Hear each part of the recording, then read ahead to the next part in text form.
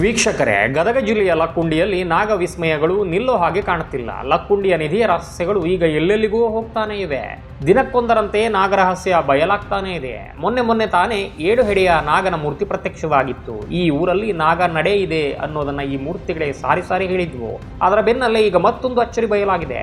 ಲಕ್ಕುಂಡಿಯಲ್ಲಿ ಉತ್ಖನನ ನಡೀತಾ ಇರೋ ಬೆನ್ನಲ್ಲೇ ಬೆಟಗೇರಿಯಲ್ಲಿ ರಹಸ್ಯ ಗವಿಯೊಂದು ಪತ್ತೆಯಾಗಿದೆ. ಈ ಗುಹೆಯಲ್ಲೇ ಲಕ್ಕುಂಡಿ ಎಲ್ಲಾ ಸಂಪತ್ತನ್ನು ಬಚ್ಚಿಟ್ಟಿರಬಹುದು ಅಂತ ಜನ ಮಾತಾಡಿಕೊಳ್ತಾ ಇದ್ದಾರೆ. ಇದಕ್ಕೆ ಪೂರಕವಾಗಿ ಗುಹೆಯ ಮುಂದೆಯೇ ಬೃಹತ್ ನಾಗನ ಮೂರ್ತಿಗಳನ್ನು ಪ್ರತಿಷ್ಠಾಪನೆ ಮಾಡಲಾಗಿದೆ. ಇದು ಜನರ ನಂಬಿಕೆಗಳಿಗೆ ಇನ್ನಷ್ಟು ಬಲ ಕೊಟ್ಟಿದೆ. ಇದು ಬರಿಯ ಗುಹೆಯ ಕಥೆಯಷ್ಟೇ ಅಲ್ಲ. ಎಲ್ಲೆಲ್ಲಿ ನಿಧಿ ಅನ್ನೋ ವಿಚಾರ ಬರುತ್ತೋ, ಅದು ದೇವಸ್ಥಾನವೇ ಇರಲಿ, ಅರಣ್ಯವೇ ಇರಲಿ, ಅಥವಾ ಈ ರೀತಿ ಗುಹೆಗಳೇ ಇರಲಿ, ಅಲ್ಲೆಲ್ಲ ನಾಗ ಸಂಕೇತಗಳು ಇದ್ದೇ ಇರ್ತವೆ. ಇದಕ್ಕೆ ಒಂದು ಪ್ರಬಲ ಕಾರಣವೂ ಇದೆ. ಅದೇ ಸರ್ಪಬಂಧ. ಹಾಗಿದ್ರೆ ಏನು ಈ ಸರ್ಪಬಂಧ? ಇದನ್ಯಾಕೆ ಮಾಡಲಾಗುತ್ತೆ? ಇದಕ್ಕೂ ನಿಧಿಗೂ ಇರುವ ಸಂಬಂಧವೇನು? ಎಲ್ಲವನ್ನೂ ಕೂಡ ನೋಡೋಣ ಇಂದಿನ ವಿಡಿಯೋದಲ್ಲಿ.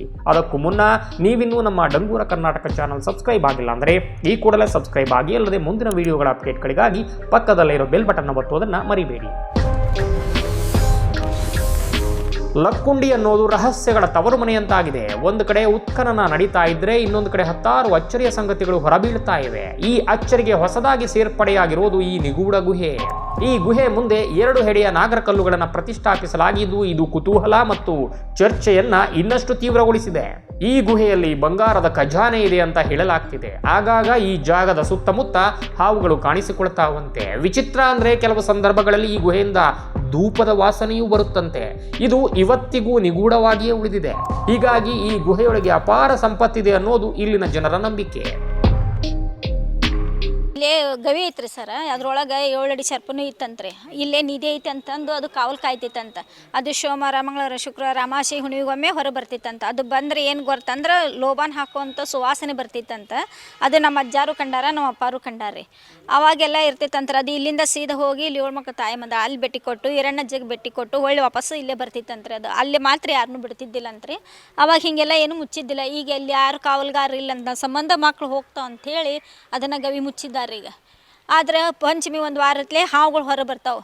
ಬಂದು ಇಲ್ಲೆಲ್ಲ ಓಣ್ಯಾಗ ಅಡ್ಡಾಡಿ ಹೋಗೋ. ಆದರೆ ಯಾರ ಮನೆ ಒಳಗೂ ಹೋಗೋದಿಲ್ಲ, ಯಾರಿಗೇನು ಮಾಡೋದಿಲ್ಲ ರೀ. ನಾಗ ಹಾವುಗಳ ಬರ್ತವೆ, ಯಾರಿಗೇನು ಮಾಡಂಗಿಲ್ಲ ರೀ ಸರ್. ಆದ್ರೆ ನಿಧಿ ಇರೋದು ಮಾತ್ರ ಗ್ಯಾರಂಟಿ. ಈ ಶಿಲಾಸನದ ಮುಂದೆ ಲಿಪಿ ಅಂತಂದು ಬರ್ದಿದ್ವಿದ್ವಂತ್ರಿ. ಅವಾಗ ನಾವು ನೋಡಿವ್ರಿ ಸಣ್ಣ ಇದ್ದಾಗ. ಈಗೆಲ್ಲ ಅಳಿಕ್ ಹೋಗ್ಯಾವ. ಅವು ಲಿಪಿ ಯಾರು ಓದ್ತಿದ್ರು ಅವ್ರಿಗೆ ನಿಧಿ ಸಿಕ್ತಿತ್ತು ಅಂತ ಹೇಳ್ತಿದ್ರು. ಆಮೇಲೆ ಅಮೇರಿಕದಿಂದ ಎಲ್ಲ ದೂರ ದೇಶದಿಂದ ಬಂದು ಓದ್ ಹೋಗ್ಯಾರ. ಯಾರಿಗೂ ಏನೂ ಅದು ಓದಕ್ಕೆ ಸಾಧ್ಯ ಆಗಿಲ್ಲ, ಯಾರಿಗೂ ನಿಧಿ ಸಿಕ್ಕಿಲ್ಲ. ಈ ಜನ್ರೇಷನ್ಗೆ ಯಾರಿಗೂ ಕಂಡಿಲ್ಲ ರೀ ಅದು. ಆದ್ರೆ ಇವೇನು ಸಣ್ಣ ದೊಡ್ಡ ಹಾವು ಬರ್ತಾವಲ್ಲ ಅಷ್ಟೇ ಎಲ್ಲರಿಗೂ ಕಂಡವು. ಅದು 7 ಅಡಿ ಸರ್ಪ ಮಾತ್ರ ಯಾರಿಗೂ ಕಂಡಿಲ್ಲ. ಇದೊಂದು ಲಿಪಿ ಓದಿದ್ರೆ ಅದು ಅವು ಯಾವ ಅಕ್ಷರ, ಹಿಂದೂ ಅಕ್ಷರ, ಎದ್ದೋರ ಅಕ್ಷರ ಗೊತ್ತಿದ್ದಿದ್ದಿಲ್ಲ. ಅದನ್ನು ಓದಿದ್ರೆ ಯಾರು ಓದಿರ್ತಾರೆ ಅವ್ರಿಗೆ ಅದು ನಿಧಿ ಸಿಗ್ತೈತಿ ಇಷ್ಟು ಕೊಪ್ಪರಿಗೆ ಅಂತಂದಿತ್ತಂದ್ರೆ. ಆದ್ರೆ ಅದು ಯಾರಿಗೂ ಓದೋಕ್ಕಾಗಿಲ್ಲಲ್ರಿ ಸರ್, ಯಾರಿಗೂ ತಿಳಿದೇ ಇಲ್ಲ. ಹೀಗಾಗಿ ಅದು ನಿಧಿ ಯಾರಿಗೂ ಸಿಕ್ಕಿಲ್ಲ. ಆದರೆ ಈಗ ಇಲ್ಲಿ ಕಾವಲ್ಗಾರ ಇಲ್ಲದಕ್ಕೆ ಇಲ್ಲೇನು ಸ್ವಚ್ಛತಾ ಇಲ್ಲ, ಎಲ್ಲ ಗಲೀಜರ ಸಂಬಂಧ ಅದು ಹಾವು ಹೋಗಿರ್ಬೋದು. ಆದರೆ ಈಗಿನ ಜನರು ಯಾರಿಗೂ ಕಂಡಿಲ್ಲ. ಪಂಚಮಿ ಒಂದು ವಾರಿದ್ದ ಮಾತ್ರ ಎಲ್ಲ ನಾಗರ ಹಾವುಗಳು ದೊಡ್ಡ ಬರ್ತಾವ್ರಿ, ಓಣಿ ಒಳಗನ ಬರ್ತಾವೆ. ಈಗೆಲ್ಲ ಯಾರ ಬಳಿ ಆದರೂ ಚಿನ್ನ, ವಜ್ರ, ಬೆಳ್ಳಿ, ಮುತ್ತುರತ್ನಗಳು ಇವೆ ಅಂದರೆ ಅದನ್ನು ಲಾಕರ್ನಲ್ಲಿ ಬಚ್ಚಿಡ್ತಾರೆ. ಆದರೆ ಹಿಂದಿನ ಕಾಲದಲ್ಲಿ ಆ ರೀತಿ ಇರಲಿಲ್ಲ. ಕಬ್ಬಿಣದ ಪೆಟ್ಟಿಗೆಯಲ್ಲಿ ಬಚ್ಚಿಟ್ರು ಕೂಡ ಅದು ಸುರಕ್ಷಿತವಾಗಿರ್ತಾ ಇರಲಿಲ್ಲ. ಬೇರೆ ರಾಜರ ದಾಳಿಗಳಲ್ಲಿ ಎಲ್ಲವನ್ನು ಹೊತ್ತೊಯ್ತಾ ಇದ್ರು. ಇದೇ ಕಾರಣದಿಂದ ಹಿಂದಿನ ಕಾಲದಲ್ಲಿ ಸಂಪತ್ತು ಶತ್ರುಗಳಿಗೆ ಸಿಗದಂತೆ ಬಚ್ಚಿಡ್ತಾ ಇಡಲಾಗಿತ್ತು. ದೇವಾಲಯಗಳಲ್ಲಿ ನೆಲಮಹಡಿಗಳನ್ನು ಮಾಡಿ, ರಹಸ್ಯ ಕೋಣೆಗಳನ್ನು ಮಾಡಿ ಬಚ್ಚಿಡ್ತಾ ಇದ್ರು. ಇಲ್ಲ ಅಂದರೆ ಯಾರಿಗೂ ಗೊತ್ತಿರದ ಗುಹೆಗಳಲ್ಲಿ ತಮ್ಮ ಸಂಪತ್ತನ್ನು ಇಡ್ತಾ ಇದ್ರು. ಲಕ್ಕುಂಡಿಯಲ್ಲೂ ಅದೇ ರೀತಿ ಮಾಡಿರೋ ಸಾಧ್ಯತೆ ಇದೆ ಅನ್ನೋದು ಈ ನಿಗೂಢ ಗುಹೆಯ ಸುತ್ತ ನಡೆಯುತ್ತಿರೋ ಚರ್ಚೆ. ಹೇಳಿ ಕೇಳಿ ಲಕ್ಕುಂಡಿಯಲ್ಲಿ ರಾಜಮನೆತನಗಳು ಇದ್ವು. ಲಕ್ಕುಂಡಿಯಲ್ಲಿ ರಾಷ್ಟ್ರಕೂಟರು, ಹೊಯ್ಸಳರು, ಚಾಲುಕ್ಯರ ಆಡಳಿತವಿತ್ತು. ಅಲ್ಲಿ ಅಪಾರ ಪ್ರಮಾಣದ ಸಂಪತ್ತಿತ್ತು ಅನ್ನೋದು ಐತಿಹಾಸಿಕ ಸತ್ಯ. ಆದರೆ ಈ ಎಲ್ಲ ಸಂಪತ್ತು ಏನಾಯಿತು ಅನ್ನೋ ಪ್ರಶ್ನೆಗಳು ಬಂದಾಗಲೆಲ್ಲ ಅದನ್ನೆಲ್ಲ ಲಕ್ಕುಂಡಿಯಲ್ಲಿ ಎಲ್ಲೋ ಒಂದು ಕಡೆ ಬಚ್ಚಿಡಲಾಗಿದೆ ಅನ್ನೋ ಸುದ್ದಿಗಳು ದೊಡ್ಡ ಮಟ್ಟದಲ್ಲಿ ಹರಿದಾಡ್ತವೆ. ಈಗ ಬೆಟಗೇರಿಯಲ್ಲಿ ಸದ್ದು ಮಾಡ್ತಿರುವ ಗುಹೆಯ ಸುತ್ತಲೂ ಕೂಡ ಇಂಥದ್ದೇ ಚರ್ಚೆ ಶುರುವಾಗಿದೆ. ಈ ಗವಿಯೇ ಒಂದು ರೀತಿಯಲ್ಲಿ ಭಯಾನಕವಾಗಿದೆ. ಇದನ್ನು ಒಂದು ಕಲ್ಲಿನಿಂದ ಮುಚ್ಚಿಡಲಾಗಿದೆ. ಮೇಲ್ನೋಟಕ್ಕಿದು ತುಂಬ ಹಳೆಯ ರೀತಿ ಕಾಣಿಸ್ತಾ ಇದ್ದು, ಅಲ್ಲೂ ಸಹ ನಾಗರ ಕಲ್ಲುಗಳು ಕಾಣಿಸಿವೆ. ಹಾಗಾಗಿ ಇಲ್ಲೂ 7 ಹೆಡೆ ಸರ್ಪ ಇದೆ, ಇಲ್ಲಿರೋ ನಿಧಿಯನ್ನು ಕಾಯ್ತಾ ಇದೆ ಅಂತ ಸ್ಥಳೀಯರು ಹೇಳ್ತಾ ಇದ್ದಾರೆ. 100 ವರ್ಷಗಳಿಂದಲೂ ಆ ಗವಿಯಲ್ಲಿ ನಿಧಿ ಇದೆ ಅಂತ ಹಿರಿಯರು ಹೇಳಿಕೊಂಡೇ ಬಂದಿದ್ದಾರಂತೆ. ಆ ಗವಿಯಿಂದ ಬೇರೆ ಬೇರೆ ರಹಸ್ಯ ಮಾರ್ಗಗಳಿದ್ದು ಒಳಗೆ ರಹಸ್ಯ ಕೋಣೆಗಳು ಇವೆ ಅನ್ನೋದು ನಂಬಿಕೆ. ಈ ಗುಹೆಯ ಆರಂಭದಲ್ಲೇ ಕಾಣಸಿಗೋ ನಾಗರ ಕೆತ್ತನೆ ಈ ರಹಸ್ಯವನ್ನು ಇನ್ನಷ್ಟು ಹೆಚ್ಚಿಸಿದೆ. ಈ ರೀತಿ ನಾಗರ ಕಲ್ಲುಗಳು ಅಥವಾ ನಾಗಮೂರ್ತಿಗಳು ಏನು ಹೇಳ್ತಾವೆ, ಈ ರಹಸ್ಯದ ಮೂಲವೇನು ಅಂತ ನೋಡಿದರೆ ನಾಗಬಂಧನದ ವಿಷಯ ತೆರೆದುಕೊಳ್ಳುತ್ತೆ ನೋಡಿ. ದೇವಸ್ಥಾನಗಳಲ್ಲಿ ಅಡಗಿಸಿಡುವ ಗುಪ್ತ ನಿಧಿಯನ್ನ ನಾಗಬಂಧನದಿಂದ ರಕ್ಷಣೆ ಮಾಡಲಾಗುತ್ತೆ ಅನ್ನೋದು ಪ್ರಬಲ ನಂಬಿಕೆ. ಅದರಲ್ಲೂ ದಕ್ಷಿಣ ಭಾರತದ ದೇವಸ್ಥಾನಗಳಲ್ಲಿ ಈ ಕುರಿತು ಅತಿದೊಡ್ಡ ನಂಬಿಕೆ ಇದೆ. ಪದ್ಮನಾಭ ಸ್ವಾಮಿ ದೇವಸ್ಥಾನವೇ ಇದಕ್ಕೊಂದು ಅತಿದೊಡ್ಡ ಉದಾಹರಣೆ. ಪದ್ಮನಾಭ ಸ್ವಾಮಿ ದೇವಸ್ಥಾನದ ಬಿ ಭಂಡಾರ ಇಂದಿಗೂ ಕೂಡ ಮುಚ್ಚಿರುವುದಕ್ಕೆ ಈ ನಾಗಬಂಧನದ ನಂಬಿಕೆಯೇ ಕಾರಣ. ಪದ್ಮನಾಭ ದೇಗುಲದಲ್ಲಿ ಒಟ್ಟು 6 ನೆಲಮನೆಗಳಿವೆ. ಇವುಗಳನ್ನು ಎನಿಂದ ಎಫ್ ವರೆಗೆ ಹೆಸರಿಸಲಾಗಿದೆ. ಸುಪ್ರೀಂ ಕೋರ್ಟ್ ಆದೇಶದಂತೆ ಇವುಗಳಲ್ಲಿ 5 ರಹಸ್ಯ ಕೋಣೆಗಳನ್ನು ತೆರೆಯಲಾಯಿತು. ಅವುಗಳಲ್ಲಿ ಸಿಕ್ಕ ಸಂಪತ್ತಿನ ಮೌಲ್ಯ ಸುಮಾರು 1 ಲಕ್ಷ ಕೋಟಿ ರೂಪಾಯಿಗಳಿಗೂ ಹೆಚ್ಚು.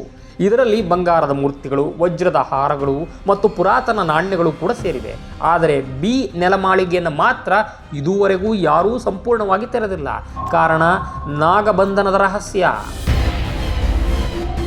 ಬಿ ನೆಲಮಾಳಿಗೆಯ ಬಾಗಿಲಿನ ಮೇಲೆ 2 ದೊಡ್ಡ ನಾಗರಹಾವುಗಳ ಚಿತ್ರವನ್ನು ಕೆತ್ತಲಾಗಿದೆ. ನಂಬಿಕೆಯ ಪ್ರಕಾರ ಈ ಬಾಗಿಲನ್ನು 16ನೇ ಶತಮಾನದ ಸಿದ್ಧ ಪುರುಷರು ನಾಗಬಂಧನ ಅಥವಾ ನಾಗಪಾಶ ಮಂತ್ರದ ಮೂಲಕ ಬಂಧಿಸಿದ್ದಾರಂತೆ.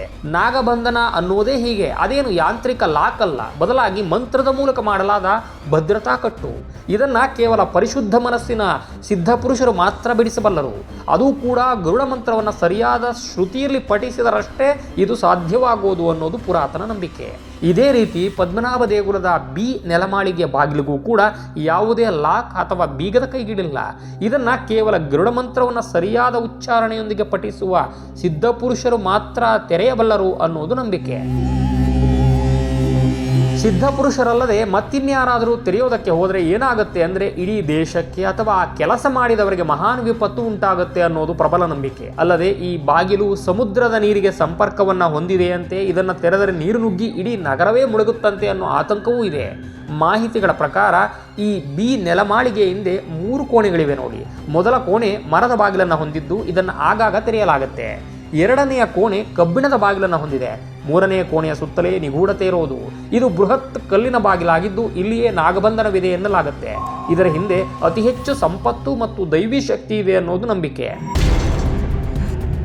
ಒಮ್ಮೆ 1931ರಲ್ಲಿ ಏನಾಗುತ್ತೋ ನೋಡೇ ಬಿಡೋಣ ಅಂತ ಬಾಗಿಲು ತೆಗೆಯುವ ಪ್ರಯತ್ನ ಮಾಡಿದ್ರಂತೆ ಕೆಲವರು. ಆದರೆ ಈ ರೀತಿ ಪ್ರಯತ್ನಿಸಿದಾಗ ಸಾವಿರಾರು ಹಾವುಗಳು ಎಲ್ಲಿಂದಲೋ ಬಂದುಬಿಟ್ಟುವಂತೆ. ಆಗ ಅಲ್ಲಿದ್ದ ಕೆಲಸಗಾರರೆಲ್ಲ ಭಯ ಬಿದ್ದು ಓಡಿ ಹೋದ್ರು ಅನ್ನೋ ಕತೆ ಇಂದಿಗೂ ಕೂಡ ಇಲ್ಲಿ ಚಾಲ್ತಿಯಲ್ಲಿದೆ. ಅಂದಿನಿಂದ ಆ ಬಾಗಿಲನ್ನು ಮುಟ್ಟೋದಕ್ಕೆ ಯಾರೂ ಕೂಡ ಧೈರ್ಯವನ್ನು ಮಾಡಿಲ್ಲ. ಪ್ರಸ್ತುತ ಸುಪ್ರೀಂ ಕೋರ್ಟ್ ಈ ಬಾಗಿಲನ್ನು ತೆರೆಯುವ ಬಗ್ಗೆ ಚರ್ಚೆ ಮಾಡ್ತಾ ಇದ್ರು ಕೂಡ ಜನರ ನಂಬಿಕೆ ಮತ್ತು ಸಂಪ್ರದಾಯಕ್ಕೆ ಗೌರವ ನೀಡಿ ಅದನ್ನು ಹಾಗೆಯೇ ಉಳಿಸಿಕೊಳ್ಳಲಾಗಿದೆ. ದೇವಾಲಯದ ಆಡಳಿತ ಈಗಲೂ ಕೂಡ ಈ ನಾಗಬಂಧನವಿರೋ ನೆಲಮಾಳಿಗೆಯನ್ನು ಪವಿತ್ರ ಮತ್ತು ರಹಸ್ಯ ಅಂತ ಪರಿಗಣಿಸಿದೆ. ವೀಕ್ಷಕರೇ, ಈ ಮಾಹಿತಿ ನಿಮಗಿಷ್ಟ ಆಗಿದರೆ ಈ ಕೂಡಲೇ ನಮ್ಮ ಡಂಗೂರ ಕರ್ನಾಟಕ ಚಾನಲ್ ಸಬ್ಸ್ಕ್ರೈಬ್ ಮಾಡಿ. ಅಲ್ಲದೆ ಮುಂದಿನ ವಿಡಿಯೋಗಳ ಅಪ್ಡೇಟ್ಗಳಿಗಾಗಿ ಪಕ್ಕದಲ್ಲಿರೋ ಬೆಲ್ ಬಟನ್ ಒತ್ತೋದನ್ನು ಮರಿಬೇಡಿ. ಲೈಕ್ ಮಾಡಿ, ಕಮೆಂಟ್ ಮಾಡೋದನ್ನು ಕೂಡ ಮರಿಬೇಡಿ. Thank you.